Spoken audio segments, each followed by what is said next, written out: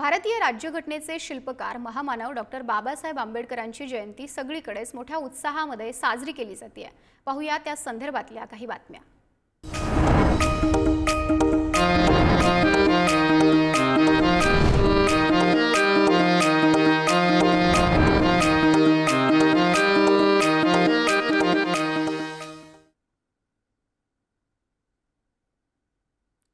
आदित्य ठाकरे यांनी मुंबईच्या वरळीतील डॉक्टर बाबासाहेब आंबेडकर यांना अभिवादन केलं। यावेळी त्यांनी त्या ठिकाणी ढोल वाजवत ठेका धरल्याचं पाहायला मिळालं। यावेळी ठाकरेंच्या सेनेचे पदाधिकारी, भीम अनुयायी मोठ्या संख्येने उपस्थित होते।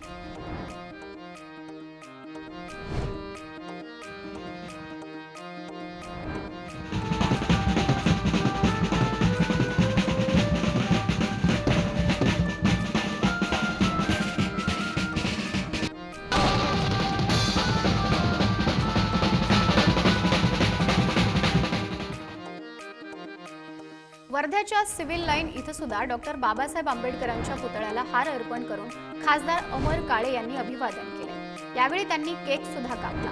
आज वर्धा शहरामध्ये महामानवांच्या जयंतीनिमित्त विविध कार्यक्रमांचं आयोजन करण्यात आले।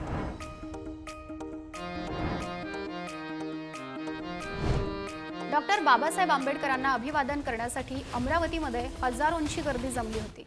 यावेळी रिपाईचे नेते राजेंद्र गवई यांनी 134 किलोचा केक कापला। यावेळी फटाक्यांच्या आतषबाजी करत जल्लोषही करण्यात आलाय। आमदार रवी राणा, पोलीस आयुक्त नवीन चंद्र रेड्डी यावेळी उपस्थित होते। उल्हासनगरमध्ये एका चित्रकाराने डॉक्टर बाबासाहेब आंबेडकरांना अनोख्या पद्धतीने अभिवादन केलं। जयंतीचं औचित्य साधून 1 रुपयाच्या नाण्यावर राहुल कीर्तक यांनी आंबेडकरांचं व्यक्तिचित्र रेखाटले। तसंच बाबासाहेब हे या देशाचं खणखणतं नाणं आहे अशी प्रतिक्रिया सुद्धा या चित्रकाराने दिली आहे।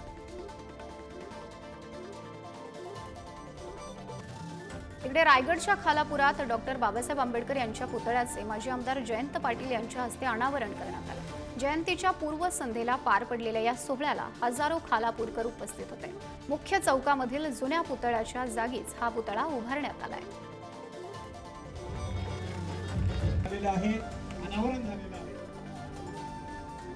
जालन्यामध्ये डॉक्टर बाबासाहेब आंबेडकर जयंतीनिमित्त आज ड्राय डे जाहीर करण्यात आलाय। जिल्ह्यामधील सर्व दारू विक्रीची दुकानं बंद ठेवण्याचे आदेश जिल्हाधिकाऱ्यांनी दिले। आदेशाचं उल्लंघन करणाऱ्यांवर कारवाईचा इशारा सुद्धा देण्यात आलाय।